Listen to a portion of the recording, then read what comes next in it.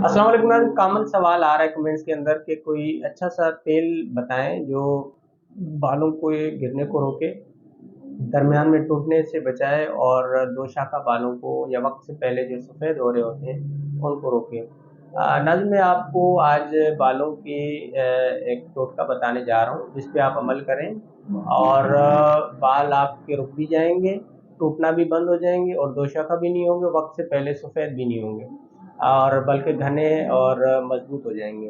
नाज़रीन, मुख्तलिफ रीजन्स की वजह से बाल गिर सकते हैं। कभी कभार खून की कमी या जिस्मानी कमज़ोरी की वजह से जब आयरन की कमी होगी तो ऑटोमेटिकली तौर पे बाल आपके गिरना भी शुरू हो जाते हैं, कमज़ोर भी हो जाते हैं। तो प्रॉपर तरीके से ग़िज़ाइयत का ख़्याल रखें, आप सब्जियां इस्तेमाल करें, जूसेस इस्तेमाल करें, ड्राई फ्रूट्स का इस्तेमाल करें। और कभी कभार हेपाटाइटिस के अंदर या हाई डोजेज एंटीबायोटिक इस्तेमाल करने से भी बाल गिरते हैं। उसके अलावा जेनेटिकली तौर पर भी हेयर फॉलिंग होती है कि विरासत में वालिदैन अगर गंजेपन का शिकार हों तो भी बाल गिरना शुरू हो जाते हैं। आज मैं आपको जो टोटका बताने जा रहा हूँ इसमें चार चीज़ें हैं। आंवला है, ये 50 ग्राम ले लें। रेठा है, ये आधा पाव ले लें।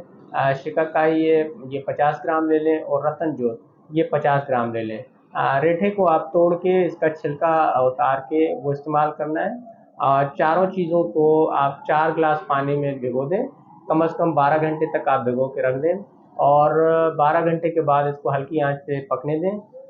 जब आधा रह जाए तो इसको छान के आप किसी बोतल में महफूज कर लें और महीने में 5 से 6 मरतबा नहाने से पहले आप अच्छे तरीके से मालिश कर दें।